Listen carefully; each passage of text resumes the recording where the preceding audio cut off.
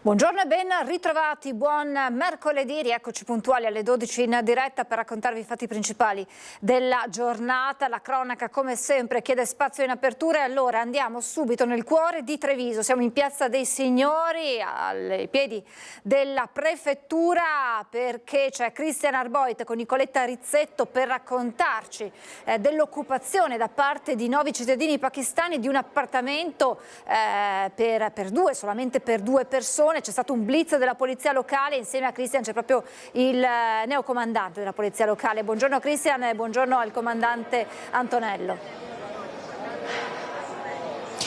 Buongiorno a te Francesca, anche da parte di Nicoletta Rizzetto che sta curando la parte tecnica, l'ennesima operazione della polizia locale di Treviso. Ieri vi avevamo raccontato di quel negozio di parrucchiere trasformato abusivamente in un mini market etnico con tanto di frutta e verdura fresche. Oggi invece ci occupiamo del tema della residenzialità, perché in un piccolo appartamento di via Montello sono stati trovati ben 9 occupanti che di fatto non erano in regola. Quell'appartamento infatti doveva ospitare, stando ovviamente ai regolamenti e alle comunicazioni, solo 2 cittadini. In realtà appunto era una sorta di dormitorio. Dico bene, comandante Antonello, buongiorno. Buongiorno a voi, buongiorno ai telespettatori. Sì, confermo, si è trattato di una verifica di tipo anagrafico in un appartamento nella zona, diciamo, in prima periferia di Treviso, quindi l'ha già detto lei, via Montello. All'interno di questo appartamento, a seguito anche di alcune segnalazioni di residenti nella zona, abbiamo effettuato questo controllo ed abbiamo trovato un numero cospicuo di persone che erano di fatto sconosciute. Sconosciute in che senso? Il cittadino straniero ha l'obbligo di essere segnalato qualora ospitato. Delle persone presenti, 9 in totale, soltanto 2 erano in regola mentre 7 non lo erano, e questo evidentemente è un potenziale rischio per tutto ciò che riguarda l'ambito non solo amministrativo ma anche della sicurezza in generale. Secondo lei, non so se siete arrivati già a questo punto di investigazione, il proprietario dell'immobile si faceva corrispondere una somma, un affitto? Lo stiamo verificando, siamo a buon punto da alcune informazioni, evidentemente ci sono delle tracce in questo senso. Approfondiremo sicuramente la tematica, comunque l'accertamento, anche perché ci sono altri aspetti che evidentemente possono essere importanti, anche banalmente, ma non è banale in realtà, una questione di gestione dei rifiuti. In un appartamento dove sono registrate 9 persone, cioè sono registrate, scusatemi, 2 persone, ne sono presenti 9, cambia totalmente tutto ciò che riguarda l'ambito dell'asporto rifiuti, quindi la quantità di rifiuti prodotti e di conseguenza anche una differenza tariffaria per quello che potrebbe essere questo ambito. Su questo fronte voi state procedendo, immagino, con una verifica regolare delle residenze. Sì, sicuramente è un'attività che facciamo regolarmente e appunto grazie all'attività che facciamo quotidianamente, le residenze veramente è una questione che lavoriamo giorno per giorno, e riusciamo ad avere una serie di informazioni sul territorio importantissime. È proprio grazie al contatto con i cittadini che noi riusciamo a avere delle segnalazioni utilissime per andare ad individuare quelle sacche di irregolarità che purtroppo a volte ci sono, ma delle quali ci occupiamo prontamente. Ecco, il passo successivo è quello delle occupazioni abusive. In questo caso, il caso che abbiamo appena raccontato, non è un'occupazione abusiva, però appunto in questi giorni se ne sta parlando parecchio. Allora, lo confermo, non è un caso di occupazione abusiva. Le occupazioni abusive si qualificano in tutt'altra maniera, ossia persone che accedono abusivamente all'interno di edifici o terreni, ma di questo fenomeno effettivamente su Treviso non abbiamo, diciamo, una situazione per nulla problematica. Sotto controllo, diciamo. Assolutamente sì. Mentre è fuori controllo la situazione che si è registrata a Macerata sul Piave, che è stata raccontata dalla popolare trasmissione televisiva Striscia la notizia. Un'occupazione abusiva in piena regola, anche se i due termini non stanno bene insieme, e che è sfociata in un'aggressione nei confronti della troupe, del giornalista e dei tecnici che l'accompagnavano. Un'aggressione con tanto di calci e pugni, sulla quale sta facendo luce anche la Procura della Repubblica di Treviso. Con questo servizio da Macerata, ringraziando nuovamente il comandante Antonello, Francesca, ti restituisco la linea. Quello che è accaduto a Macerata sul Piave è intollerabile. L'ennesima occupazione abusiva di una casa, una troupe aggredita, una giornalista pestata e minacciata di morte, di fronte a carabinieri inermi. Sintetizza così il leghista Giuseppe Paolin le scene che hanno fatto il Giro d'Italia con una troupe di Striscia la Notizia aggredita da una famiglia di origini sinti che da tempo occupa abusivamente un immobile a Macerata sul Piave. Pugni e strattonamenti, tirate di capelli e urla, cui sono seguite una sassaiola e le minacce con un'ascia, una reazione violenta e vigliacca alle parole usate dalla redazione della popolare trasmissione di Canale 5, sicuramente un'autentica odissea per la proprietaria, attualmente residente all'estero. La signora Anna Maria, con una sentenza a suo favore, ha fatto ben 11 tentativi di liberare la sua casa, 11 fallimenti della giustizia. Ora, con il decreto della sicurezza, grazie alla Lega, entrato in vigore da poco, che riprende la mia proposta di legge, non ci sono più scuse. La casa della signora va liberata immediatamente. Sull'aggressione stanno indagando i carabinieri, avvisata la Procura della Repubblica, ferma la condanna del sindaco Lamberto Marini, che al momento preferisce non rilasciare ulteriori dichiarazioni, ma la tempesta, anche politica, è servita. La maggioranza degli italiani è stufa di questa situazione, è stufa del buonismo e della tolleranza. Ora serve più potere alle forze dell'ordine, serve sicurezza e soprattutto serve dare tranquillità alle persone che non vogliono più vedere scene di questo tipo. Restiamo nella Marca trevigiana per gli aggiornamenti sull'omicidio di Castelfranco. Alessandro Bortolami, il giovane ferito gravemente, è uscito dall'ospedale e vuole andare al funerale dell'amico Lorenzo Cristea. Alessandro Bortolami, il giovane di Zero Branco che è rimasto fra la vita e la morte alcuni giorni, è stato dimesso dall'ospedale di Castelfranco. Ha chiesto di poter partecipare ai funerali dell'amico Lorenzo Cristea, che si terranno con tutta probabilità giovedì alle 15 a Loreggia. Il giovane, interrogato dal pubblico ministero, ha detto di non ricordare nulla dal momento dell'uscita dalla discoteca alla rissa terminata nel sangue. Così il suo difensore, l'avvocato Luca Dorella, per aiutarlo, ha pensato di portarlo, appena sarà meglio fisicamente, nel luogo del delitto, per vedere se questo possa fargli tornare la memoria e possa ricordare quello che è accaduto. Il suo aiuto potrebbe far luce su alcuni aspetti della rissa e dell'omicidio. Intanto, a chiarire chi abbia utilizzato il coltello militare insanguinato trovato nel luogo del delitto saranno i risultati degli accertamenti del RIS di Parma. Solo allora si potranno chiarire, almeno in parte, i contorni di questa tragedia. Al momento le versioni sono discordanti. Secondo l'avvocato Fabio Crea, difensore di Badr Rouaji, il 19enne, in carcere insieme al 22enne Taha Bennani, accusati entrambi dell'omicidio di Lorenzo Cristea, non esiste nulla, a parte le dichiarazioni dei giovani del gruppo di cui faceva parte la vittima, che faccia dire che il suo assistito avesse in mano l'arma. Per questo motivo il legale presenterà un'istanza al Tribunale del Riesame di Venezia contro l'ordinanza del GIP Marco Biagetti, che ha confermato la custodia cautelare in carcere per il 19enne. Nel video, nel quale viene ripresa la rissa e il delitto, compare anche Taha Bennani. Gli avvocati che lo difendono, Paola Miotti e Fabio Targa, sottolineano come il loro assistito sia per gran parte del tempo vicino ad un fossato, inginocchiato a terra alla ricerca degli occhiali che avrebbe perso nella colluttazione. Senza quelli, ci spiegano i legali, il 22enne vede davvero poco. Dall'altra parte le versioni concordanti del gruppo numeroso, secondo il quale i due nordafricani sarebbero stati armati e li avrebbero colpiti. E qui un'altra domanda: dove sarebbe finito il secondo coltello utilizzato per ferire le vittime? La seconda lama, ritrovata qualche giorno dopo vicino al fosso, non sarebbe stato utilizzato da nessuno dei ragazzi coinvolti nella rissa. Ed è arrivata la conferma: i funerali di Lorenzo Cristea si svolgeranno domani pomeriggio alle 14:30 nella chiesa ortodossa di Loreggia. Il corpo del giovane sarà poi sepolto nel cimitero di Borgoricco.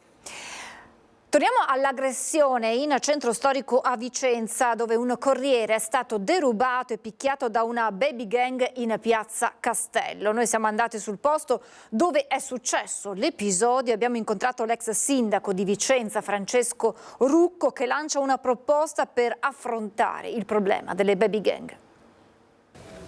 Violenza a Vicenza, ancora una volta un'aggressione in centro storico. Ci troviamo nella centralissima piazza Castello e proprio qui ieri pomeriggio, vedete la macchia di sangue, si è consumata l'ultima aggressione. Protagonista una banda di giovanissimi, una baby gang che ha preso di mira un avventore, un corriere che era seduto al tavolino di un bar e con la scusa di una sigaretta gli hanno portato via il portafogli. Da lì poi si è scatenata la violenza perché la vittima ha provato a reagire ed è stata picchiata selvaggiamente. Ci troviamo con Francesco Rucco di Fratelli d'Italia, ex sindaco di Vicenza.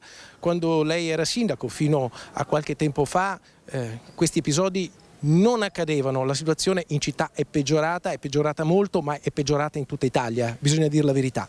Ma la situazione è peggiorata sicuramente negli ultimi 2 anni in maniera pesante. Il centro storico è diventato off limits, cioè la gente ha paura ormai di venirci. Dobbiamo dare una risposta dura, concreta a questi personaggi, a questi delinquenti, perché sono delinquenti, che aggrediscono le persone per portare via una sigaretta o un portafoglio. Ecco, la cosa che veramente lascia stupiti è che non si tratta di malintenzionati con un curriculum criminale alle spalle di lungo anni, ma si tratta di giovanissimi, addirittura alcuni sarebbero minorenni. Ecco, è un fenomeno culturale, un fenomeno sociale, è un fenomeno che ha a che fare anche con le politiche educative che evidentemente negli ultimi anni hanno fallito. Sono questi gruppi di ragazzi che evidentemente mancano del sostegno educativo dei propri genitori, nei confronti dei quali bisogna intervenire duramente, anche nei confronti dei familiari stessi che non intervengono per educare questi ragazzi al rispetto verso le persone. Serve un giro di vite a livello legislativo. In Parlamento voi di Fratelli d'Italia avete la maggioranza, dovete fare qualcosa, a questo punto ne avete anche la responsabilità politica. Credo che sia arrivato il momento di fare qualcosa di concreto e da questo punto di vista il governo sicuramente si sta muovendo per contrastare tutta una serie di fenomeni, tra cui anche questo. Qual è la proposta che ci vuole per risolvere questo problema? Ma la proposta sicuramente è quella di sanzionare sia da un punto di vista civile che penale anche i genitori, perché spesso si tratta di minorenni non imputabili, non punibili e quindi ne risponde chi ha l'educazione rispetto a queste persone. Ecco, quindi da questo punto di vista chiamare i genitori a rispondere degli atti dei propri figli e poi? E poi sicuramente anche un controllo del territorio attraverso poi anche una serie di misure come quella della revoca della cittadinanza nei confronti di quei genitori che hanno il permesso di soggiorno e che non controllano i propri figli. È una proposta forte, inedita. È pronto a portarla al governo? Sicuramente la porteremo al governo, poi allo stesso tempo c'è anche un tema di controllo del territorio che manca in questo momento a Vicenza. L'amministrazione, il sindaco in particolare, si gira dall'altra parte, che è l'assessore alla sicurezza, lo ricordiamo, e fa finta di niente. Non può far finta di niente di una situazione del genere che sta degenerando. La manifestazione dei giorni scorsi ha dimostrato che i cittadini aspettano risposte concrete anche dall'amministrazione comunale, non soltanto dalle forze dell'ordine, non soltanto da questore e prefetto o dal governo. Questa è la situazione a Vicenza, tra l'altro da notare che è in corso una riunione del Comitato per l'Ordine e la Sicurezza con il sindaco Possamai. Tenteremo di avvicinarlo per fare il punto anche con lui sulla situazione più tardi. Restiamo nel Vicentino, ci spostiamo però a Marostica con il terzo giorno di ricerche del parapentista precipitato e scomparso tra i boschi. È un vero e proprio giallo. Buongiorno a Vanessa Banzato insieme ad Andrea Benetti.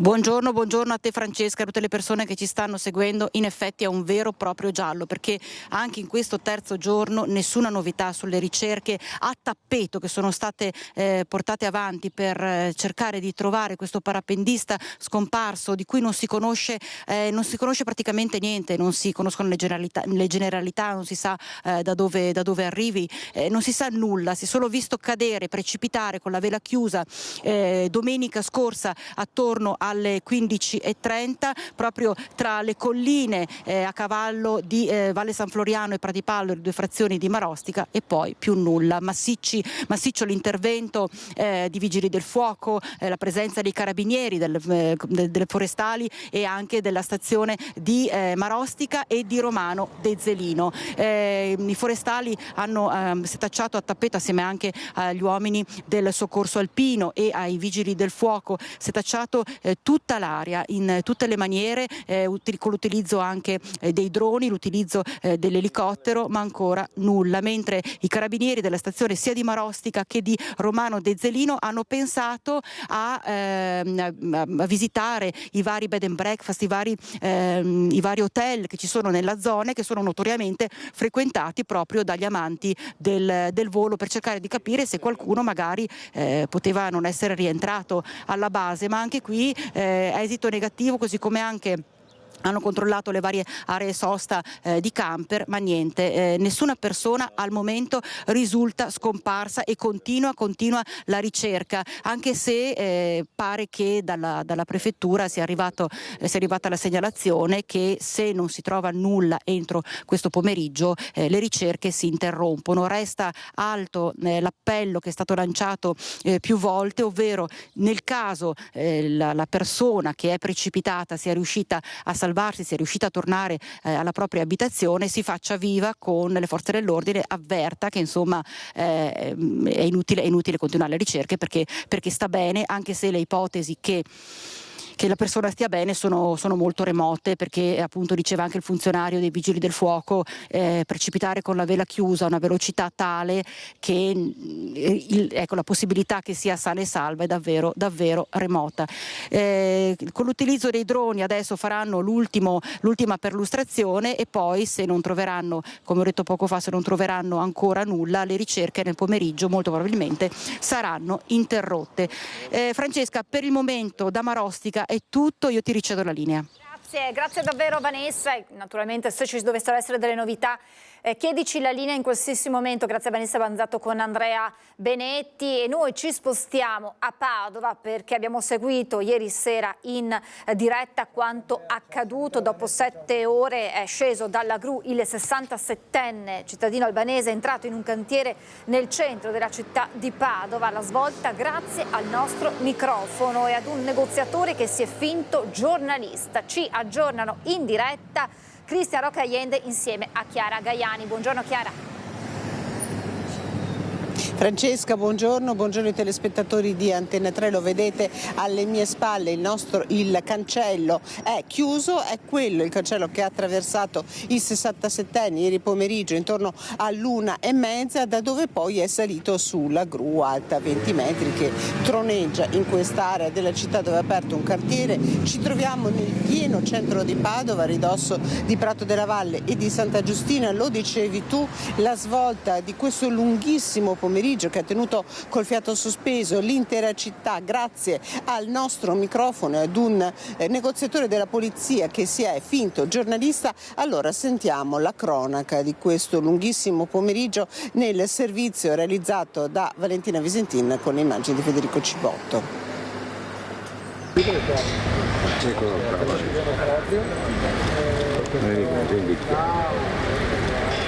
Sono le 20:30 quando Pashko Gelai scende dalla gru. Dietro di lui 2 negoziatori che per oltre 2 ore sono rimasti ad alta quota per convincerlo a desistere dai suoi intenti suicidi. Quando scende il 67enne stringe la mano al questore di Padova, Marco Dorisio, chiede dell'acqua e poi abbraccia quei 2 poliziotti che lo hanno ascoltato. Per oltre 7 ore il 67enne albanese è rimasto sospeso nel vuoto. Era salito intorno alle 13:30, il cancello del cantiere aperto perché in quel momento stavano entrando dei camion per scaricare del materiale. Nonostante le sue difficoltà fisiche, l'uomo è salito, poi con il cellulare ha chiamato il 113. Sono sopra ad una gru a Padova, vicino ad una chiesa, ma non è Sant'Antonio, mi voglio buttare. I poliziotti capiscono subito che si tratta del cantiere dietro la Basilica di Santa Giustina, tra via Cavazzana e via San Micheli, e si precipitano sul posto. Arrivano anche i vigili del fuoco, le UOPI, le unità operative di pronto intervento e i negoziatori che iniziano i contatti telefonici con l'uomo. Difficile posizionare i materassi di salvataggio, l'area del cantiere è estesa. Nel pomeriggio arrivano anche altri materassi portati dal reparto mobile. Nel frattempo l'uomo cammina pericolosamente sulla gru, urla e racconta la sua storia. Nel 2012 Gelai ha ucciso la moglie Ana in strada, Noale, prima a coltellate, poi finita a sassate. È uscito dal carcere a metà del 2024 e ora sta scontando una misura di semilibertà in una struttura protetta. Il suo permesso di soggiorno è in scadenza, vuole parlare con la stampa ed è qui che i negoziatori trovano la strada decisiva per svoltare la situazione in stallo da ore. Uno di loro si finge giornalista, chiede il nostro microfono per guadagnare la fiducia del 67enne e alle 18:30 iniziano a salire sulla gru.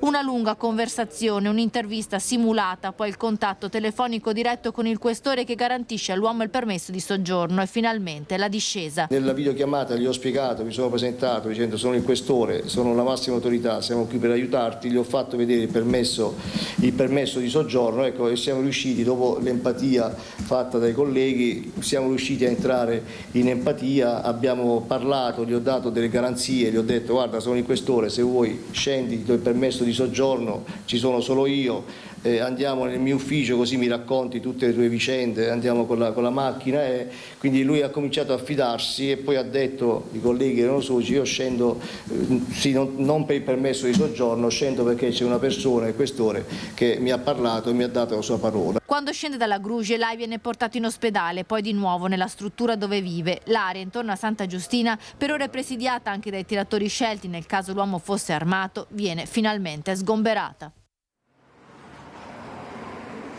Fondamentale, lo avete sentito, il ruolo dei negoziatori della Polizia di Stato, Leonardo Secco, Cristian Bellotto, Michele Licciardi. È stato proprio quest'ultimo a diventare giornalista per un paio d'ore. Allora sentiamo le interviste raccolte nella serata di ieri. Io ringrazio per la collaborazione tecnica il collega Cristian Roccaiende, poi da Padova la linea può tornare allo studio. 4 ore al telefono prima di riuscire a salire sulla gru con un collega fintosi giornalista. È stato Cristian Bellotto, ispettore negoziatore della polizia, a iniziare il dialogo con il 67enne, di cui ha subito tracciato un profilo. Era stata una sua richiesta che aveva fatto personalmente a me per telefono e quindi c'era già un accordo. Abbiamo visto subito che era un uomo abbastanza d'onore, quindi ci teneva alla parola data e credeva anche alle mie parole, che sono stata la persona che per primo ha cominciato ad avere un contatto con lui. L'unica cosa che richiedeva, quindi io alla fine, lui sapeva che io ero un poliziotto proprio perché è stato il primo contatto, l'unica cosa che richiedeva era che io rimanessi un pochino più a distanza e che prima parlasse con il giornalista, che in questo caso si è presentato come giornalista, insomma, con il collega negoziatore. E quindi sì, si è fidato da subito, dopo il primo contatto sul posto, diciamo sulla sommità della gru ce l'ha avuta lui. La prima svolta, la decisione di fingersi giornalisti e di utilizzare il nostro microfono. Michele Licciardi, vice ispettore negoziatore, ha indossato queste vesti. Vai di empatia, vai di ascolto, vai di cercare di portarlo a una soluzione dove non è tutto nero, dove c'è una strada, una via d'uscita. E tutto sommato le 2 orette, che sono state abbastanza faticose, devo dire, perché era una posizione un po' scomoda a 30 metri, e siamo riusciti abbastanza a entrare in empatia con lui si fidava abbastanza ma non troppo, perché come diceva il signor Questore, appunto stava sempre a una distanza tale che non ci permetteva di fare nulla che a lui non andasse bene, diciamo. E diciamo che ho fatto un'intervista, ho fatto proprio un'intervista col microfono, una serie di domande, esponendo un po' quello che era la sua situazione. Abbiamo simulato questa cosa e sembrava che ci avesse un po' creduto. Sul posto anche Leonardo Secco, negoziatore della Polizia di Stato. Mentre le ore passavano, la svolta decisiva è arrivata con la telefonata del questore. Noi l'abbiamo ascoltato per 5-6 ore praticamente, e in più c'è stata la garanzia da parte del signor questore, che era l'autorità in quel momento, e allora lì ha detto forse veramente è arrivato il messaggio che io volevo far arrivare, e allora un insieme di cose che ha portato al risultato finale, che per fortuna è stato positivo. Torniamo a Treviso, torniamo a parlare di disagio giovanile, di bullismo, di baby gang, perché gli studenti dell'istituto Riccati Luzzatti diventano mediatori delle liti tra compagni di scuola, un modo per educare i ragazzi all'ascolto e al dialogo e prevenire atteggiamenti che possono poi essere violenti. Nessuno può capire i giovani e le dinamiche che ne regolano i rapporti quanto i loro coetanei, compresi quei litigi che possono degenerare in scontri più pesanti e gravi. Spesso si rovinano i rapporti attraverso i litigi, e la mediazione è un'opportunità che servono ai ragazzi per risolvere i loro conflitti. All'aula magna dell'Istituto Riccati Luzzatti di Treviso si consegnano gli attestati a 12 ragazzi che hanno seguito le 20 ore di lezione extracurricolari necessarie a diventare mediatori alla pari tra i loro compagni di scuola, che cioè offrono una mediazione per ricomporre le liti. Io credo che il diffondere una cultura del rispetto reciproco aiuti a evitare l'esistenza del bullo e possa aiutare il bullo a uscire fuori da quel ghetto nel quale si inserisce da solo con la sua violenza. In un'epoca in cui si devono fare i conti con quello che appare un crescente fenomeno di bullismo, il punto del progetto, invece di giudicare, è anche e soprattutto questo. È facile, catalogare una cosa come bullismo, perché se una cosa ci fa stare male e sentiamo di non poterla risolvere, potremmo parlare di bullismo in moltissimi casi. Questa opera di mediazione può risolvere anche queste situazioni? Beh, diciamo che se succede tra amici sicuramente sì. Forse ritengo che magari tra sconosciuti magari succede che quella persona non conosce chi gli ha fatto il torto, non completamente. È stato difficile trovare dei volontari che si offrissero come mediatori, oppure c'è stata partecipazione? Allora, la partecipazione è stata alta, dopodiché quello di mettersi in gioco fino in fondo non è stata una cosa facile, è un percorso, abbiamo capito, chi lo ha fatto è entusiasta, e quindi adesso credo che come seconda battuta sarà più facile. È possibile che potranno presentarsi liti difficili da mediare, ma l'esperienza che si matura in un ambito pratico ed estremamente formativo come questo si candida a restare nel patrimonio culturale dei ragazzi, anche da adulti. Questa progettualità l'ho vista partire in tante scuole della città di Treviso negli ultimi anni, sia scuole secondarie di primo grado che scuole secondarie di secondo grado, e devo dire che il fatto che altre scuole sentano l'esigenza di partire con questa progettualità significa che i risultati e i riscontri che si stanno avendo sono positivi. Adesso a Venezia con l'inchiesta Palude, sono deluso ma vado avanti. Il sindaco Brugnaro commenta la richiesta di rinvio a giudizio avanzata dalla procura nei confronti di tutti gli indagati. Sono deluso, ma me lo aspettavo, insomma, perché ci voleva tanto coraggio per dire effettivamente dopo anni di inchiesta non abbiamo trovato niente, perché di questo si tratta. Probabilmente si scaricherà sui magistrati la decisione, però insomma penso sarebbe giusto che poi alla fine qualcuno anche rispondesse poi se effettivamente non c'è niente, perché dalle carte non c'è niente.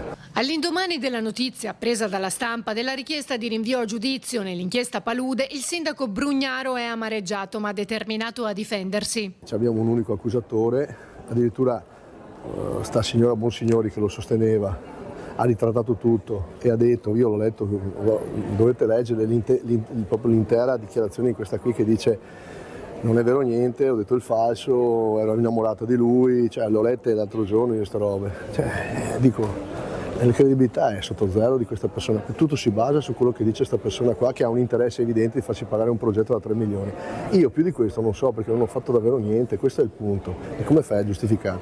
Cercherò di tenere tutto nell'ambito del processo, perché io sono fiducioso della magistratura, sono certissimo di questo.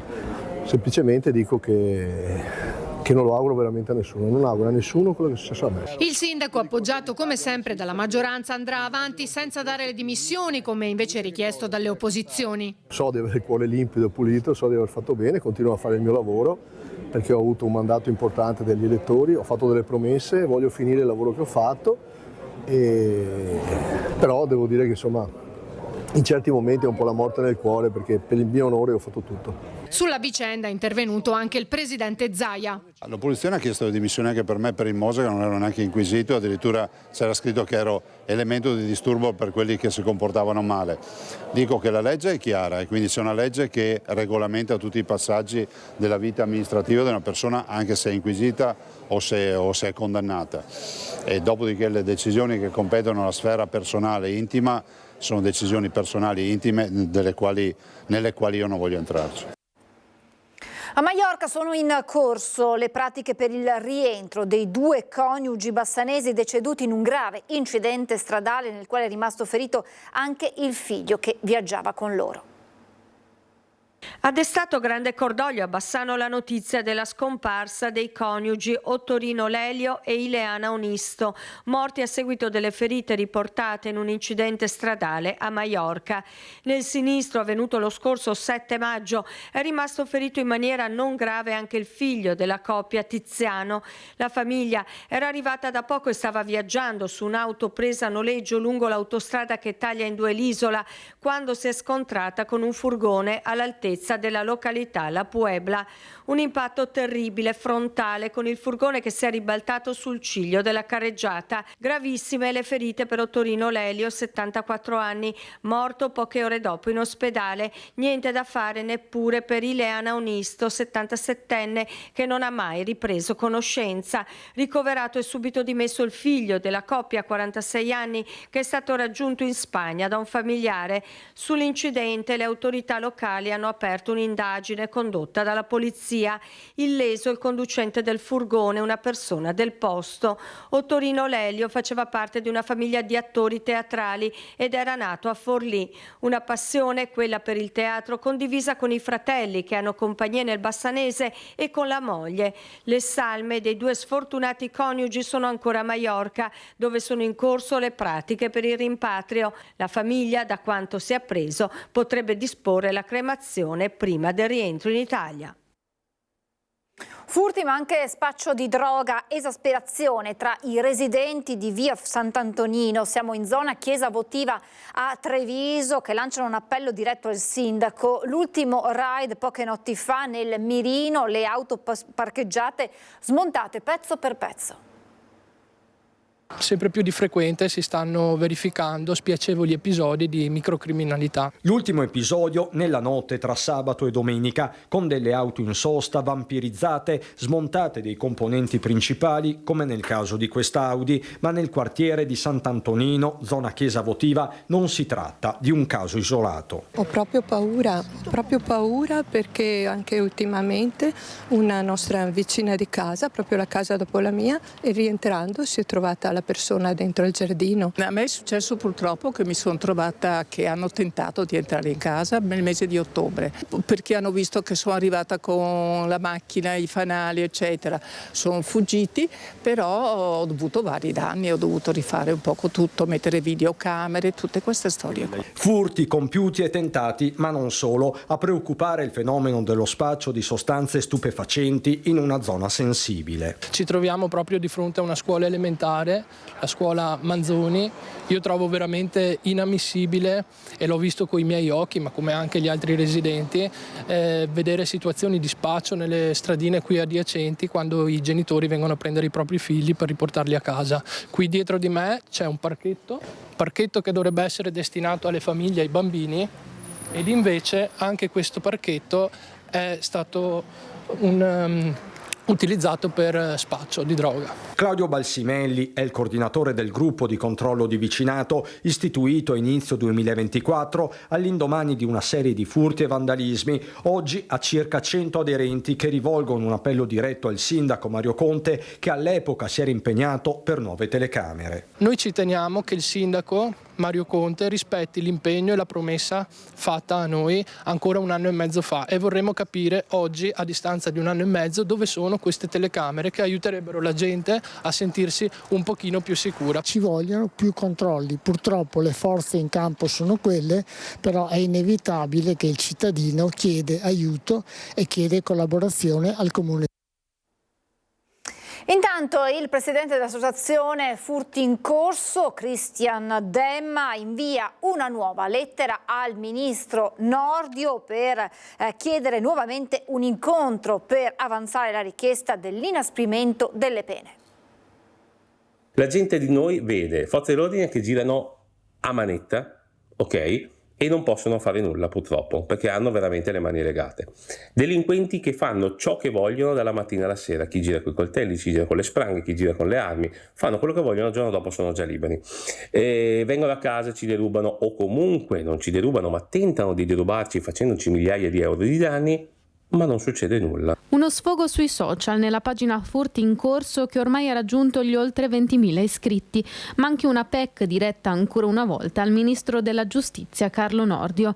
Il presidente dell'associazione torna a chiedere un incontro con il governo per avanzare una precisa istanza, quella di promuovere la modifica delle leggi attuali. Io glielo rinnovo, oggi gli manderò di nuovo la mail che sono disponibile a fare 4 minuti, 5 minuti davanti alle telecamere di Antena 3 e chiedigli semplicemente due cose. Lo Stato deve garantire la sicurezza pubblica e in questo momento oggettivamente per le leggi che ci sono non ce la fa. Allora o modifichiamo le leggi e le creiamo in maniera che non sono interpretabili e ci vuole veramente poca cosa. Certezza della pena per reati come i furti in abitazione e attività commerciali. Questa è la richiesta per invertire così la tendenza in atto a una sostanziale depenalizzazione, ma non solo. Noi facciamo tanto, ci fa schifo in giro per il mondo dove ci sono gli metal detector all'interno degli istituti perché non c'è sicurezza eccetera, ma tutte queste cose qua, zone rosse via, è perché non si è in questo momento capaci di bloccare la criminalità.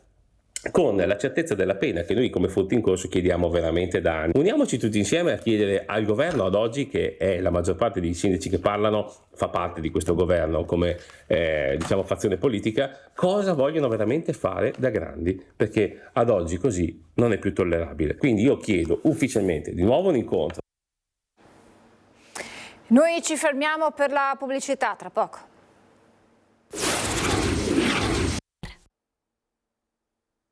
Rieccoci in diretta e torniamo a collegarci con il nostro Cristian Arboit che dalla prefettura si è spostato a Cassugana. Il tema sicurezza sempre in primo piano e potrebbero esserci a breve delle novità per quanto riguarda la zona rossa nell'area della stazione. Buongiorno nuovamente Cristian e buongiorno al sindaco Mario Conte.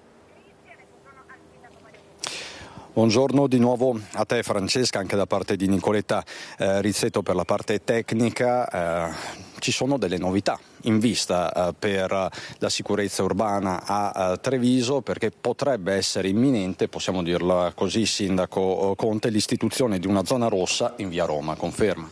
Ma stiamo attendendo la decisione del prefetto relativamente al quadrante di via Roma, quindi un quadrante molto circoscritto che può dare ulteriori strumenti per intervenire alle forze dell'ordine in quello che è il quadrante che manifesta qualche criticità in più. Attendiamo il parere appunto della prefettura e dei professionisti della sicurezza, quale il questore e il comandante dei carabinieri, e poi insomma accoglieremo, se sarà deciso, con entusiasmo questa scelta, anche alla luce delle riflessioni che mi ha portato il ministro Piantedosi, dove ha evidenziato che in quelle città dove sono state attuate le zone rosse poi c'è stata grande soddisfazione da parte dei cittadini. Mi preme sottolineare che le criticità della città di Treviso non sono così gravi da richiamare con forza la zona rossa, però è altrettanto vero che se diamo ulteriori strumenti di intervento alle forze dell'ordine non si può fare altro che migliorare la situazione, quindi la accogliamo con entusiasmo. Quindi lei è in attesa dell'ok da parte della prefettura, ma questo ok mi pare di capire è imminente, la strada è tracciata? Ma sì, credo che già domani ci incontreremo col prefetto, però voglio dire senza troppe ansie, insomma è uno strumento in più che ci diamo in una situazione che però mi preme sottolineare ai cittadini non è così preoccupante come in altre città. Quindi domani c'è questo incontro in prefettura e potrebbe essere decisa in quel momento la zona rossa, l'istituzione della zona rossa per via Roma, per la zona della stazione. Sì, domani potrebbe essere il giorno giusto, attendiamo la chiamata da parte del prefetto, però insomma ci stiamo ragionando a più mani con la prefettura e sono convinto che nei prossimi giorni verrà presa una decisione in modo tale che poi il periodo estivo potrebbe essere anche un periodo di sperimentazione adatto.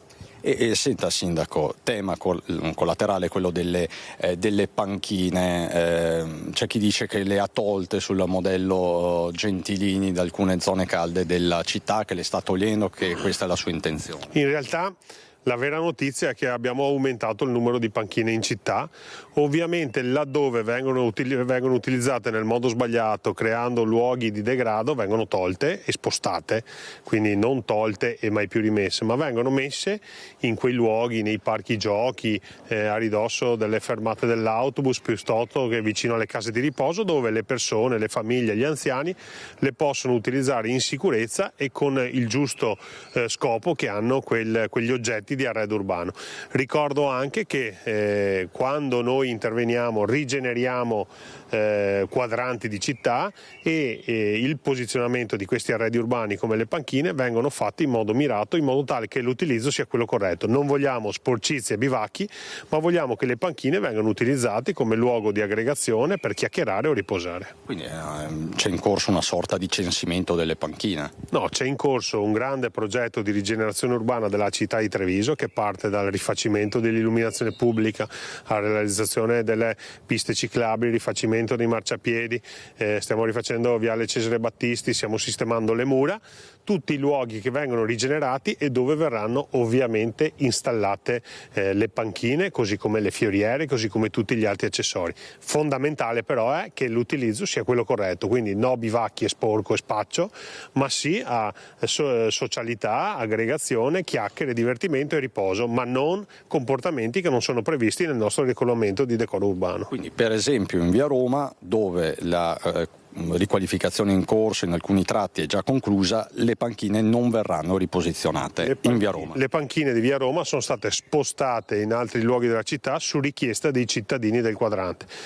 Siamo intervenuti tantissime volte con la polizia locale per comportamenti non corretti legati alla presenza anche delle panchine. Da quando non ci sono più le panchine e da quando è stato riqualificato quel viale, segnalazioni di questo tipo non ne sono più state fatte. Insomma, c'è già un nesso di causa. Effetto. Grazie Sindaco Mario Conte che ci ha dato una notizia: nelle prossime ore incontro in prefettura e quindi potrebbe essere istituita la zona rossa nella zona stazione in via Roma. A Treviso da Casugana è tutto. Francesca, con Nicoletta Rizzetto ti restituisco la linea. Grazie Cristian, grazie a Nicoletta Rizzetto, grazie al Sindaco Conte. Adesso parliamo di sicurezza, parliamo di furti, non conosce confini il fenomeno, aumentano i casi anche a Venezia dove si interpella la politica. Buongiorno ad Anna Maria Parisi e da Venezia insieme ad Alberto Pivetta. Sì, eccoci Francesca, buongiorno anche a te, ai nostri telespettatori e telespettatrici. Furti a raffica nella notte appena trascorsa qui a Venezia, nell'area attorno a San Polo, San Pantalone, Santa Maria del Giglio, insomma un'area in cui i ladri hanno agito indisturbati dall'1 alle 6 del mattino. Diverse le attività prese di mira dai banditi, dai bar e ristoranti fino a negozi e di abbigliamento e accessori per l'abbigliamento stesso. Insomma non conosce fine questa sorta di assedio vero e proprio di ladri, banditi e criminali che sembra agiscano indisturbatamente qui nel centro storico, nel cuore, come hanno fatto questa notte, di Venezia. Con me il consigliere di minoranza Giovanni Andrea Martini, capogruppo di tutta la città insieme. Ci si interrogava, Giovanni Andrea Martini, sul fatto che comunque per quanto sia presente insomma, la sicurezza è garantita dagli uomini delle forze dell'ordine, resta un fatto su tutti che questi banditi abbiano agito indisturbati in un arco di tempo così lungo, quasi 5 ore. Prego, guardiamo di qua. Assolutamente, intanto capiamo bene che il tema sicurezza su cui aveva fatto affidamento il sindaco e i cittadini che l'hanno votato è assolutamente mancante a Venezia, oggi nella Venezia in cui appunto che veniva ritenuta da sempre la città sicura, la città tranquilla. Ecco. appunto lei ha detto 6 ore di libertà per questi signori che si interessano dei negozi per altri affari che non l'acquisto, e il tema di fondo è perché agiscono indisturbati, allora sicuramente occorrerebbe ancor più forza pubblica, eccetera, ma il tema di fondo è anche che sono aree che sono state svuotate dalle affittanze turistiche, quindi se non ci sono gli abitanti, se non abitano le persone, è evidente che non c'è un controllo del territorio diretto e naturale, e questo purtroppo accade sempre di più a Venezia, e il fatto che una negoziante, una titolare che conosco perché mi servono dichiari che sostanzialmente hanno fatto così tanta confusione probabilmente nella notte spaccando la vetrina, quindi un grosso botto, eppure nessuno ha sentito niente, vuol dire che probabilmente nessuno ci abita là intorno, e quindi il tema oggettivo del vuoto lasciato dalle affittanze turistiche in città è un fatto che crea insicurezza. Ecco, devo dire che insomma proprio nel periodo del ticket turistico, ticket d'accesso obbligatorio, questi ride che non soltanto hanno creato forte disagio ai commercianti per l'ammanco arrecato nelle attività, ma anche per i tanti danni subiti, dicevo, e la questione del ticket d'accesso in vigore in questo periodo a Venezia, come diceva giustamente lei, crea un forte dibattito, un acceso anche forte dibattito attorno alla questione anche di come si sta agendo, a cosa serve questo ticket d'accesso nel momento in cui poi insomma tutti questi turisti magari anche pronti a dare l'allarme non ci sono, non sentono. In effetti proprio il ticket d'accesso appunto non serve a nulla, se non forse a fare qualche soldo per il comune, ma il tema è che il ticket d'accesso ci ha permesso di scoprire per esempio quanti turisti dormono a Venezia, cioè insomma i dormienti superano i residenti, nel senso che mediamente ci sono 56.000 persone che pernottano a Venezia e non sono i residenti, quindi anche questo è un dato oggettivo che dimostra proprio che mancano i residenti, perché il turista ha una vita giustamente da visitatore, non ha una vita dello stanziale che sta a guardare la TV o cose del genere, quindi insomma il tema oggettivo è una gestione del turismo assente, è una gestione della sicurezza carente ed è un problema che noi in città viviamo in maniera molto pesante.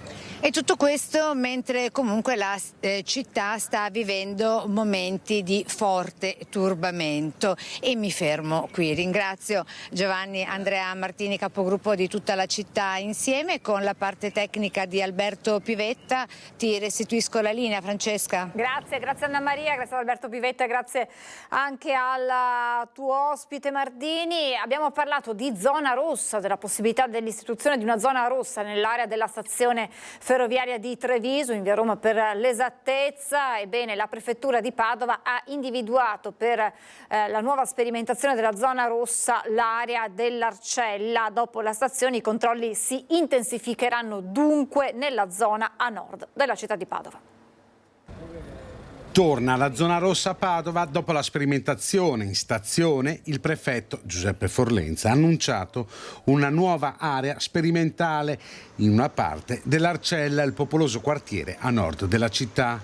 Sulla base dei più recenti indici di delittuosità e delle segnalazioni della cittadinanza è stata individuata un'area confinante con la stazione e la misura durerà dal 19 maggio al 15 settembre prossimo. In una vasta parte della zona individuata è esecutivo anche il regolamento di polizia urbana del cosiddetto DASPO urbano. L'Arcella è un quartiere già interessato da interventi di riqualificazione e di sicurezza urbana dell'amministrazione comunale negli ultimi anni. In tal senso, sottolinea la prefettura in una nota, la misura può accompagnare e sostenere le iniziative poste in atto dal comune per consolidarne l'efficacia. Il provvedimento permetterà l'incremento dei servizi, le cui modalità esecutive saranno declinate dal questore in concerto con le forze di polizia per adattarne alla morfologia e alle specifiche caratteristiche del contesto urbano scelto. Come in precedenza, si legge ancora nella nota, l'ordinanza si armonizzerà con tutti gli ordinari strumenti di controllo del territorio, nonché con tutti i mirati servizi straordinari in città e provincia che vengono confermati e prorogati fino alla stessa data. È durissima la reazione del sindaco Giordani alla scelta di una zona rossa all'Arcella a partire da lunedì. Care arcellane, cari arcellani, cari padovani, vi ho sempre parlato con fiducia e lealtà, senza mai nascondere i problemi, ma sempre lavorando per migliorare la reputazione e la qualità di una delle zone più dinamiche e importanti della nostra Padova, l'Arcella. La mia posizione espressa dal prefetto è stata lineare e netta e l'ho espressa per difendere il nostro quartiere da rischi e grandi passi indietro.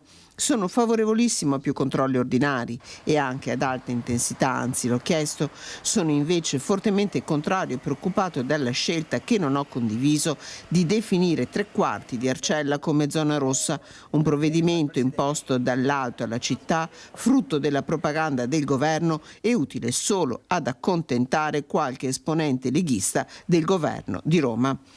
Affida un comunicato durissimo il suo pensiero sulla zona rossa che da lunedì partirà all'Arcella il sindaco di Padova Sergio Giordani, che nelle righe scritte aggiunge la preoccupazione per le sorti dell'intero quartiere. Si farà passare l'idea che l'Arcella è un luogo dal quale stare lontani, perché un quartiere dove si deve aver paura. A fronte di pochi mesi di controlli in più, questa scelta di zona rossa porterà alcune conseguenze gravi e ingiuste per le cittadine e i cittadini che la vivono ogni giorno, conseguenze ingiustificate di cui la Lega in particolare si assumerà la responsabilità. Le case e tutti i beni immobili perderanno valore quando da anni, anche grazie ai nostri investimenti, ne stavano assumendo in maniera molto significativa. Questo effetto durerà a lungo ed è un danno serio. Un commento che il sindaco Giordani conclude specificando che gli investimenti che l'amministrazione ha in corso nel quartiere non si fermeranno. E abbiamo avvicinato il prefetto di Padova, Giuseppe Forlenza, che ribadisce la validità della decisione presa. Riteniamo che sia una ordinanza che assicuri più efficaci sistemi di contrasto alla criminalità diffusa e anche la fruibilità degli spazi. L'obiettivo è quello di elevare gli standard di prevenzione e di repressione. La ordinanza è stata adottata a seguito di un comitato ordine e sicurezza pubblica e sulla base dell'andamento della georeferenziazione dei reati e del dato sulla criminalità organizzata, della criminalità che ha interessato quell'area. Quindi l'obiettivo è di restituire e di accrescere il livello di sicurezza, prendendo atto anche degli interventi che l'amministrazione comunale ha in questi anni già avviato in quell'area. Si tratta di un'area in cui ci saranno nuove e più incisive forme di vigilanza e consentirà alle forze di polizia di allontanare coloro che si rendono responsabili di particolari fatti anche di criminalità comune e nei cui confronti esistono già precedenti specifici. Adesso ci fermiamo, pochi istanti di pubblicità e poi parliamo delle famiglie, di come sono cambiate in questi ultimi anni e dei nuovi bisogni e le nuove necessità. Tra poco. Rieccoci in diretta, saluto il professor Massimiliano Valeri, direttore generale del Censis. Grazie per essere con noi, buongiorno direttore. Buongiorno a voi. Il direttore è stato protagonista in qualità di responsabile scientifico del festival, il festival letterario Equilibri di famiglia, il primo festival di questo genere in Italia che ha messo al centro le famiglie nel fine settimana tra il 10 e l'11 maggio. Professore, subito un bilancio di questa 2 giorni che ha voluto appunto affrontare i tanti temi che ruotano intorno alle famiglie di oggi, che poi capiremo con lei essere molto diverse dalle famiglie del passato. È stata un'iniziativa molto importante organizzata dall'Associazione Famiglie 2000 di Treviso, importante perché intanto è un inedito, è il primo festival letterario che si occupa in particolare di libri dedicati alla famiglia, ai genitori, ai problemi che spesso si incontrano nel rapporto anche con i bambini e gli adolescenti. E quindi ha affrontato una questione, quella della famiglia, che è al centro delle grandi trasformazioni che la società italiana sta conoscendo in questi anni. La famiglia naturalmente è importante perché è il nucleo caldo di ogni comunità, di ogni società, da un punto di vista della convivenza civile, dei sistemi di relazioni, ma anche dal punto di vista economico e valoriale. E la grande trasformazione delle famiglie che stiamo vivendo è legato naturalmente al forte processo di denatalità che l'Italia sta conoscendo. Lo sappiamo, ormai se ne parla molto, ogni anno nascono meno figli, ogni anno battiamo nuovi record negativi e questo significa che le coppie con figli, che erano la forma diciamo così di famiglia largamente prevalente nel nostro passato, oggi invece diventano sempre più rare. Soltanto 3 famiglie su 10 oggi sono costituite da coppie con figli, appunto perché siamo arrivati a un record storico negativo in termini di nascite, il minimo dall'Unità d'Italia. Dal 1861 soltanto 370.000 nascite lo scorso anno. Colpisce che anche durante la prima o la seconda guerra mondiale, quindi in momenti particolarmente difficili, nel nostro paese nascevano circa il doppio dei figli. Territorialmente, se c'è questo dato, se è possibile fare una fotografia a livello nazionale, questi dati rispecchiano le realtà regionali o ci sono delle distinzioni andando su e giù per lo stivale? No, ci sono delle differenze anche molto significative. In realtà il problema è più accentuato nelle regioni del Mezzogiorno, cioè in maniera controintuitiva, perché uno immagina la famiglia meridionale tradizionale con un gran numero di figli e invece è esattamente il contrario. Diciamo che nelle regioni del nord c'è una dinamica, una maggiore vivacità dal punto di vista demografico, ma questo dipende soprattutto dal fatto che soprattutto nelle regioni del nord si sono venute a stabilire famiglie di stranieri che hanno una maggiore propensione magari a mettere al mondo dei figli. Il punto qual è? Che quelle che oggi sono le famiglie largamente prevalenti, cioè quelle più numerose, sembra paradossale, ma sono le famiglie, si chiamano unipersonali, cioè composte da una persona sola e generalmente parliamo di una persona anziana, magari vedove soprattutto, perché tendenzialmente le donne hanno un'aspettativa di vita più lunga e questo si intreccia con l'altro fenomeno demografico che fa il paio con la denatalità, cioè l'invecchiamento della popolazione. Allora il cambiamento è veramente radicale, cioè noi andremo incontro a un crescente numero di persone sole, che quindi immaginate anche la solitudine all'interno delle pareti domestiche, e nei prossimi anni le coppie senza figli, quindi formate anche da 2 persone giovani, che costituiscono di fatto una famiglia ma che rinunciano a mettere al mondo dei figli, le coppie senza figli sono destinate nei prossimi anni a sorpassare il numero delle coppie con figli. Quindi si capisce che è un cambiamento veramente radicale della nostra composizione sociale e naturalmente ci viene subito in mente la domanda: cosa fare per arginare questa deriva con tutto quello che comporta in termini di effetti? Pensate alle ricadute da un punto di vista economico, nella capacità produttiva del paese, pensate a come cambia proprio il sistema di relazioni. E la ricetta è abbastanza nota, bisogna cioè mettere in campo quanto più possibile misure pubbliche di sostegno alla genitorialità, il che significa non soltanto interventi dal punto di vista economico, ad esempio sgravi fiscali, strutturali per le famiglie in proporzione al numero dei figli, ma anche altri interventi, diciamo così, politiche giovanili che rendano più facile per una giovane coppia poter scegliere la genitorialità, mettere al mondo dei figli, ad esempio politiche abitative. Sappiamo quanto è difficile per una giovane coppia conquistarsi l'autonomia, l'indipendenza economica e ad esempio acquistare un'abitazione.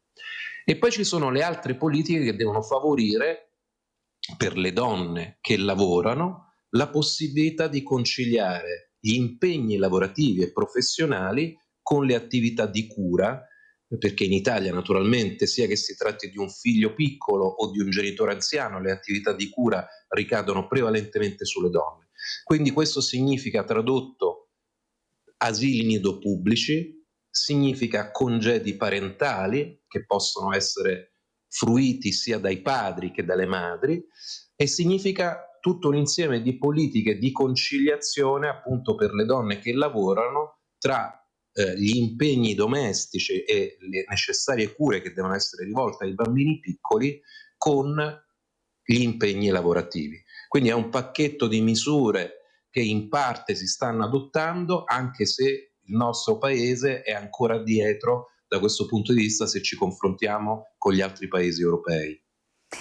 Si diceva, ricordo, in occasione della conferenza stampa di presentazione del festival, come dietro ai numeri che spesso giustamente anche fotografano la situazione delle famiglie ci deve essere un aspetto umano della famiglia, cioè ritrovare quell'aspetto fondamentale della famiglia, come diceva lei, come punto fulcro della società, facendo capire alle giovani coppie che oltre a tutte quelle misure che sono fondamentali ci deve essere anche l'appoggio della comunità che sta intorno a loro, pronta a sostituire quella rete familiare che magari a volte oggi manca, ma sapere che c'è una comunità a fianco pronta a sostenere i giovani in questa sfida, perché ormai è una sfida fare famiglia. È anche questa un obiettivo che la società di oggi deve raggiungere, professore, quella di ritornare un po' alle società di un tempo che si supportano e che si aiutano laddove sia necessario.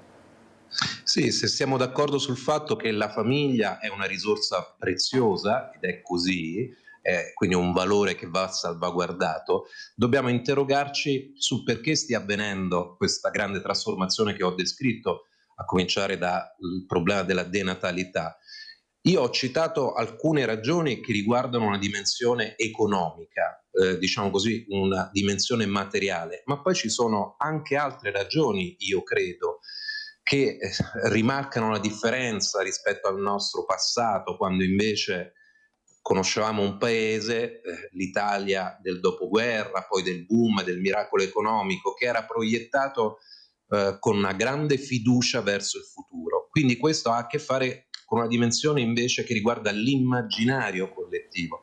Io credo che accanto alle ragioni economiche che ho ricordato c'è un problema che riguarda l'immaginario collettivo dell'attuale generazione di giovani che, differentemente dalle generazioni da cui sono stati preceduti, hanno una sorta di inquietudine rispetto al tempo di là da venire, rispetto al futuro. Questa profonda incertezza che non era così radicata nelle generazioni del passato, questa profonda inquietudine e incertezza su quello che succederà domani, probabilmente è una delle cause, accanto a quelle economiche, che porta molte giovani coppie a rinunciare alla genitorialità oppure a fare soltanto un figlio, non più di uno. Noi abbiamo un tasso di, si chiama così, un tasso di fecondità, cioè un numero medio di figli per donne che oggi è drammaticamente sceso a 1,18 in media.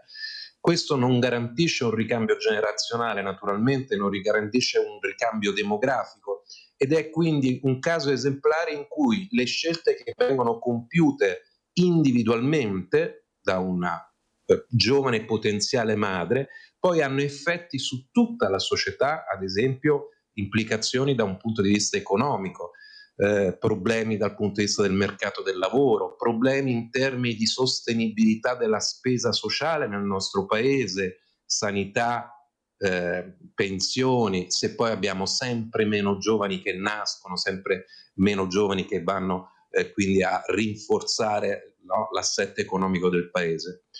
Ecco, io credo quindi che accanto a quelle ragioni molto pratiche che vanno dagli asili nido agli sgravi fiscali per le famiglie numerose, c'è un problema più generale che riguarda questa attuale generazione di giovani che ha smarrito la confidenza delle prospettive future così soddisfacenti. Siamo in una fase storica di profonda incertezza, di grande rivolgimento anche sul piano internazionale, e naturalmente tutto questo ha fatto sì che l'immaginario collettivo di queste giovani generazioni non sia così propulsivo, così fiducioso come invece era per le passate generazioni nel nostro paese. Professore, non posso non farle una domanda relativa al disagio giovanile, che tra l'altro è entrato anche all'interno del festival con degli spazi proprio dedicati, perché le famiglie spesso, quando assistiamo ad episodi di violenza che vedono giovani, giovanissimi, anche minorenni protagonisti, si tirano in ballo le famiglie, ci si chiede dove sono le famiglie, manca quello che era il ruolo, con la R maiuscola, delle famiglie. Sì, il festival in questi 2 giorni è stato prezioso dal mio punto di vista, proprio perché ha toccato i diversi aspetti, non soltanto il tema dei genitori, delle madri e dei padri, ma anche il vissuto dei bambini e degli adolescenti, anche con riferimento a specifici problemi che oggi sono all'attenzione, il tema del bullismo o del cyberbullismo. E di una profonda appunto inquietudine dei nostri adolescenti. Oggi più che in passato io credo ci sia una profonda, quasi una siderale incomunicabilità tra i nostri adolescenti e le generazioni più anziane di loro. Un ruolo lo ha giocato sicuramente anche la grande rivoluzione digitale. Noi siamo abituati a chiamare l'attuale generazione di giovani come nativi digitali o addirittura come generazione touch, facendo riferimento ai touch screen dei nostri smartphone, che è qualcosa di inedito rispetto al passato. E beh, se gli strumenti, i device digitali oggi ci offrono delle grandi possibilità per informarci, per intrattenerci con contenuti audiovisivi, allo stesso tempo, accanto a questi grandi vantaggi, a questi pregi delle nuove tecnologie, dobbiamo però anche considerare il fatto che spesso diventano dei luoghi minacciosi. Se è diventato oggi alla portata di tutti, mi riferisco ad esempio al cyberbullismo, utilizzare i social anche per veicolare offese, ingiurie, rabbie, oppure per mettere in mostra con dei video autoprodotti dei veri e propri atti di bullismo. Ecco, le tecnologie digitali sono diventate un armamentario complice da questo punto di vista, ma non sono certo la causa di questo disagio, di questo problema.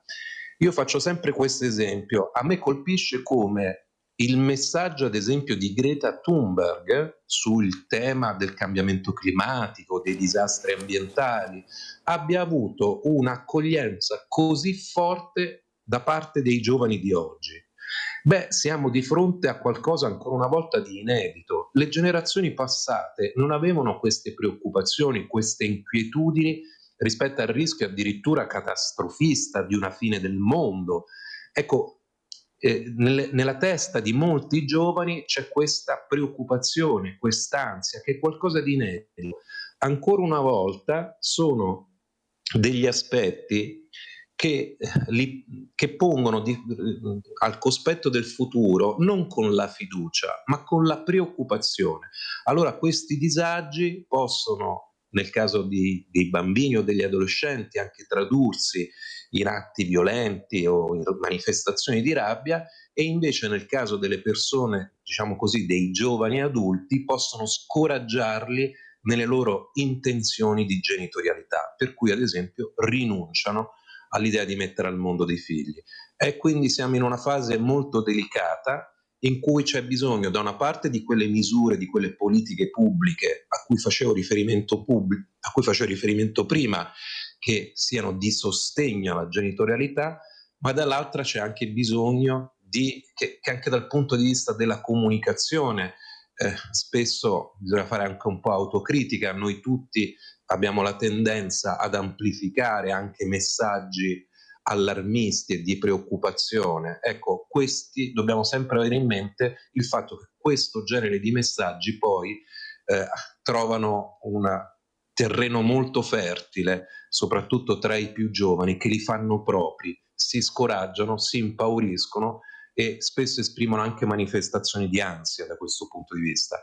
Sono tutti temi che riguardano il grande tema della famiglia, che se in passato è stato quell'irrinunciabile fulcro sociale in cui convivevano valori, e allo stesso tempo anche una forza economica importante per il nostro paese, oggi invece sono largamente messe in discussione. Professore, le faccio l'ultimissima domanda che potrà apparire banale. Partiamo dall'ipotesi che tutte quelle misure che lei ha elencato fondamentali vengano attuate, che ci sia più fiducia nel futuro da parte dei giovani, cioè che si crei quel clima perfetto per avere figli, per creare nuove famiglie. Quante generazioni serviranno, quanti anni serviranno per invertire la tendenza, ahimè, di questo ormai inverno, non più autunno demografico? Ha detto bene, ha parlato di generazioni. Quando si parla di demografia i tempi sono straordinariamente lunghi, si parla per l'appunto di generazioni. Allora, da questo punto di vista bisogna essere onesti. Noi abbiamo avuto, a causa della denatalità degli anni passati, quella che abbiamo alle spalle, abbiamo avuto una forte riduzione del numero delle donne in età feconda. Statisticamente, per convenzione, sto parlando della popolazione femminile tra i 15 e i 49 anni, ovvero quelle donne che potenzialmente, se lo decidessero, potrebbero mettere al mondo dei figli. Questo significa che anche se in ragione di tutte queste misure si riuscisse a invertire la traiettoria del tasso di fecondità, cioè del numero medio di figli per donna, per certi versi, voglio dirlo sinceramente, è già troppo tardi, nel senso che si sono talmente ridotte le donne che potrebbero mettere al mondo dei figli, che per certi versi noi nei prossimi anni dobbiamo inesorabilmente aspettarci che questi dati continuino a peggiorare. Questo lo voglio dire non per dire che quelle misure siano inutili, come dire è già troppo tardi, no, quelle misure sono indispensabili, altrimenti andremo incontro a dati ancora peggiori. Però è vero, bisogna attendere generazioni, perché naturalmente il ricambio avviene in decenni, 20-25 anni, quindi sono tempi molto lunghi. Questo ci dice che da una parte bisogna allora fare i conti con quello che oggi c'è, ovvero questa è una società che deve attrezzarsi sempre di più rispetto al tema dell'incremento veramente rilevante del numero delle persone anziane. Facevo prima riferimento al grande numero delle famiglie unipersonali, che sono sostanzialmente composte da persone anziane, soprattutto vedove, e quindi fare i conti con quello che si ha, un grande numero di persone anziane, e poi fare i conti in termini ragionevoli e razionali, meno emotivi, su quello che può essere il contributo degli ingressi di stranieri legali. Io voglio ricordare, ogni giorno anche il nostro sistema di impresa si scontra con le difficoltà di reperire la manodopera e le figure professionali di cui ha bisogno, proprio perché il bacino dei giovani si è talmente ristretto che è difficile trovare le persone, ed è una testimonianza quotidiana che ci viene dalle nostre imprese. Non a caso nell'ultimo anno è stato significativamente incrementato il numero degli ingressi legali con il decreto flussi. Ecco, fare i conti con la realtà e aspettare che qualcosa cambi nell'arco di generazioni, come ricordava giustamente lei, significa tenere presente da una parte una popolazione sempre più anziana. Cosa significa attrezzarsi da questo punto di vista? Le persone anziane naturalmente sono fisiologicamente portatrici di malattie croniche e di problemi di non autosufficienza, e dall'altra far fronte anche alle esigenze delle imprese che vengono ogni giorno manifestate, programmando degli ingressi legali di stranieri che possono rispondere alle esigenze del nostro sistema produttivo. Sono tantissime le sfide all'orizzonte, ma ci rincuora quella frase: non è ancora troppo tardi. Grazie davvero professore, è stato fondamentale questo suo contributo per descrivere in modo molto chiaro, senza troppi giri di parole, quella che è la situazione e quelli che sono gli impegni che aspettano tutti noi, dalla politica alla società. Grazie davvero al professor Massimiliano Valeri, direttore generale del Censis. Buon lavoro direttore, torneremo ad aggiornarci con lei. Grazie ancora. Grazie. E noi ripartiamo dalla politica. Zaia, ministro, il Veneto a Fratelli d'Italia, nessuno sa cambio di favori e prigionieri, taglia corto il governatore. Intanto da Verona Salvini ribadisce: squadra che vince non si cambia, e nel centro-sinistra spunta il nome dell'ex sindaco di Treviso, Giovanni Manildo.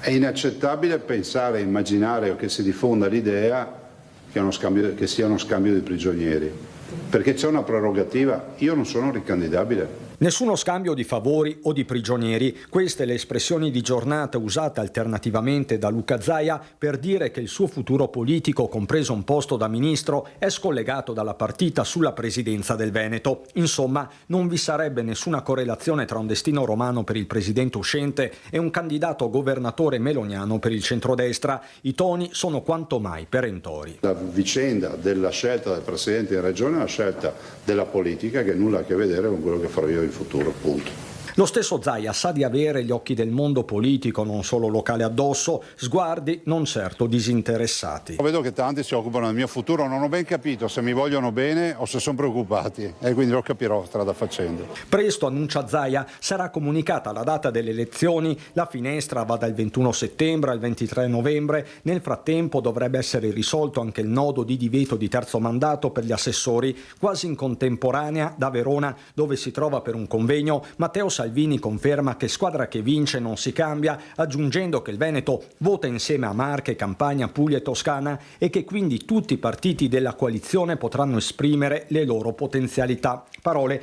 che lasciano aperti vari scenari, così come nel centrosinistra, dove continua il totonomi, da ultimo l'ex sindaco di Treviso Giovanni Manildo, rappresentante del Partito Democratico ma dal profilo civico, che nel 2013 vinse contro un simbolo della Lega come Giancarlo Gentilini. Per tutti il tempo delle scelte sembra ancora lontano.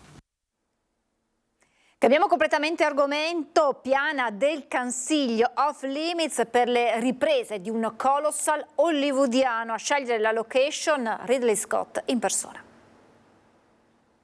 Già a Farra, come negli altri accessi al Cansiglio, cartelli strada chiusa dalle 8 del mattino alle 8 di sera fino alle 16 per riprese cinematografiche. Ridley Scott, per raccontare la storia del suo sopravvissuto in un hangar con un cane, ha scelto il Cansiglio. Io abito, sono nato e il Cansiglio io lo amo. E quindi che ci sia Ridley Scott va bene? Se va bene, che facciano il film, che facciano tutto. Il film di Ridley Scott dovrebbe chiamarsi The Dog Stars. Avrà come protagonisti dei cani da pastore belga malinois addestrati a Roma e ha un budget di $100 milioni. Quasi 500 le persone che si muovono con la produzione, che dopo essere stata sul lago di Bordano in Friuli Venezia Giulia, ora è in Cansiglio e dopo andrà a Ovindoli in Abruzzo e poi a Cinecittà a Roma. Intanto c'è chi si gode le centinaia di pernottamenti e chi pensa già ai possibili benefici futuri. Benissimo per noi, perché abbiamo l'albergo pieno. Non credo che sia un problema in questo periodo. Per me va bene, anche per i paesani qui. Perché va bene? È perché almeno si fa qualcosa anche qui in alta montagna, no? Può andare bene se serve per attirare poi gente. Sì, e curiosità insomma da parte delle persone. Secondo lei? Vedremo se tirerà fuori un altro dei suoi capolavori, speriamo. Penso sia una bella attrazione prossimamente per il nostro lago e l'Alpago. Ovviamente non tutti sono contenti.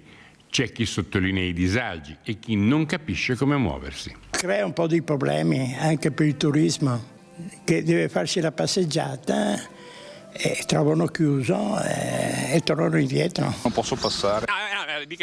C'è un disagio, dà fastidio? È scomodo. Sono autista di auto, soprattutto i turisti, e li devo venire a prendere qua, mi sembra. Sono venuto a vedere dove è il posto dove li devo ritirare. Però oltre qua non può andare. Ma proprio di qua non si può passare. E se sono al ristorante giù, devo venire a piedi? Intanto la piana del Cansiglio rimane off limits fino a venerdì. Qualcuno cerca di bypassare i posti di blocco, qualcuno è riuscito a rubare qualche scatto. La produzione, che già da 2 mesi lavorava per preparare ogni cosa, invece smentisce alcune notizie apparse sui giornali che parlano di scene di incidenti aerei ed altro. Il riservo rimane strettissimo, perfino su quando il colossal dell'87enne regista di Alien, Blade Runner e Il Gladiatore dovrebbe arrivare nelle sale, anche se il 2027 sembra essere l'ipotesi più credibile. Un fine settimana per celebrare gli 80 anni della Virtus Padova, la storica squadra di basket della città. La Virtus Basket Padova festeggia i suoi 80 anni e lo fa con un weekend di festa dal 23 al 25 maggio prossimi. Significano tanto impegno sul territorio e tanti frutti che vogliamo raccogliere in una festa dove abbiamo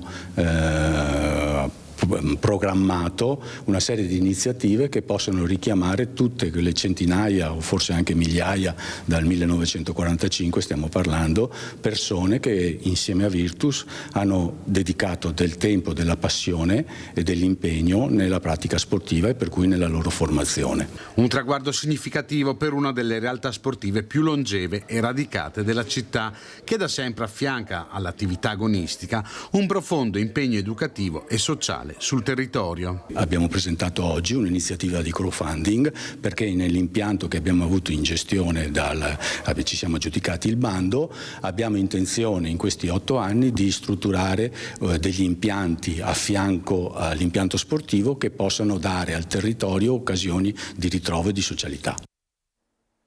Un ultimissimo aggiornamento di cronaca appena giunto in redazione, un incidente accaduto poco fa a Romano Dezzelino in Viale Giardino, dove un bimbo di 6 anni è stato investito da un'auto. Sul posto stanno lavorando i sanitari arrivati con ambulanza e automedica. Da Bassano sul posto anche l'elicottero del SUEM di Treviso. Vi aggiorneremo nel corso delle prossime edizioni dei nostri telegiornali. Io ringrazio Francesca Pezzo e Alessandro Granziera in regia, ringrazio voi per averci seguiti. Ora la sigla, le previsioni del tempo e subito dopo la pubblicità spazio con l'approfondimento della CGIL. Parleremo di campagna fiscale per la compilazione dei modelli 730 dei redditi 2024, ma anche del servizio contabilità e partite IVA. In studio ci saranno Monica Giomo, Carla Barella e Giuliana Maffei del CAF Veneto per la provincia di Treviso. Grazie ancora per averci seguito, buon proseguimento, ma noi ci rivediamo tra pochissimo.